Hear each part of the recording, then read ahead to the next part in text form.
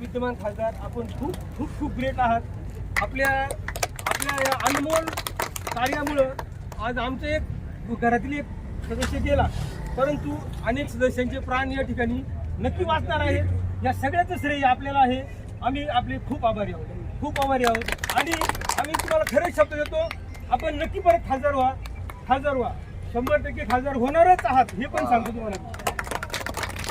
वास्तविक पाहता विकास भाऊ निश्चितच कुटुंबियाच्या वतीनं भावनिक क्षण असताना सुद्धा आपण